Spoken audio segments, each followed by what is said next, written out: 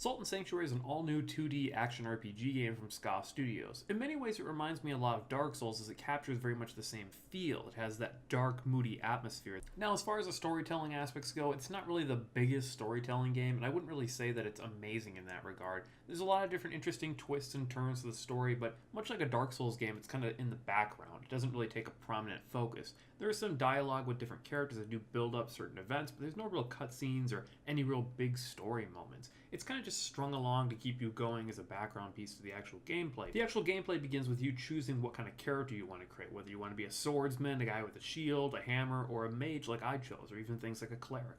All these allow you to really customize your playstyle to however you want to play, which is really great and gives the game a decent amount of replayability, as each class feels like it plays significantly different and have different effects on different monsters that they're better or worse against, or certain bosses. Now, it's a Metroidvania style of game, so you'll be wandering around through interwoven paths and caves and dungeons, which are all pretty decently well designed. Each area has its own unique and interesting theme, and that's something I really love about this game. It feels very fresh and different every time you step into a new area. There's constantly new challenges, new bosses, and new enemies to fight, and they all feel very different and distinct from one another. There's no reskins here at all, and that's great. The main method of progression is through obviously defeating bosses and completing areas to move on, but your main method will be leveling up your actual character. You gain salt while killing monsters and killing bosses, which can be used to upgrade your character through levels, and then skill points that you can use to purchase things. You can also, much like a Dark Souls game, upgrade your individual weapons to higher tiers. These require some crafting materials, which add a bit of a mixed element to it, so you have to collect those as you'll play through the game,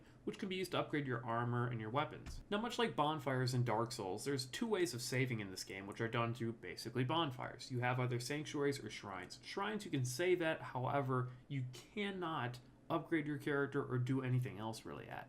Whereas sanctuaries, you can upgrade them, you can use to upgrade your character, you can add vendors to them to purchase new items and spells and things. It's a cool system, but it ultimately feels a bit unnecessary, because basically when you go to a sanctuary, you can add different vendors to them. Some of them will even give you different abilities, like allowing more salt or more things to drop in an area, which is an interesting choice system, but you'll never really spend that much time in one, so I don't know why you'd bother unless you're really just kind of farming. Also, it seems a little bit dumb because for the most part, you'll end up having these core hub ones that you'll be going to that you've already put like your blacksmith or your mage guy or whatever for whichever class you have. So this kind of makes the whole thing a little bit dumb because you'll just be fast traveling back to that one all the time. Why not just have it so that all the sanctuaries can do all the different things? Now, one thing I didn't like about this game was the platforming that's required. At times, you'll have different elements where you'll have to jump onto different platforms or jump down to different areas, which add interesting new challenges and definitely fit with the Metroidvania theme. However, they're not particularly well designed, and sometimes it can feel like gravity is your worst enemy in this game rather than enemies. And this can lead to some really frustrating parts in the game. Like, for example, there's an area towards the end of the game where you're trying to get to a boss fight, and to get down there you have to jump down to these platforms you can't even see. You can kind of see tiny outlines of candles to kind of see where they are, but it's not very clear cut, and as a result it feels kind of like you're just gambling to jump down there. And then sometimes it feels like the game just puts it in there to try and punish you for boss fights, like at the final boss in the game, when you jump down you automatically lose a tiny bit of health because there's no way to safely get down without falling down and taking the fall damage, which is just really irritating and feels like it was just put in there as a giant FU to the player. And the balance is also a bit off in this game. Like, for example, there's some bosses that are in the exact same zone. However, two bosses that are pretty close to each other, one of them will be vastly more difficult than the other. One of them you could clear in like one easy run,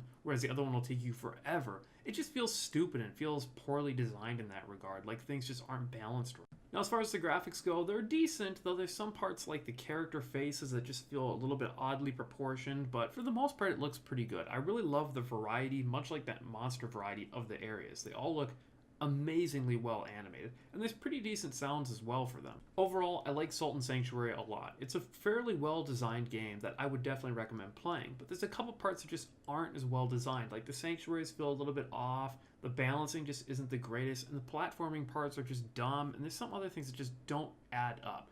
But the minute-to-minute gameplay is a lot of fun. All the bosses are great, there's an amazing amount of enemy variety here, and the combat is exciting and rewarding. And it's definitely a game that I would highly recommend playing. As far as a point scaling system, I'd say it's a 7 out of 10. It's a pretty well designed game that just misses a couple things where there's bugs, the platforming, and the sanctuaries being oddly designed and the balance, but everything else is really great. The minute-to-minute gameplay is just so good.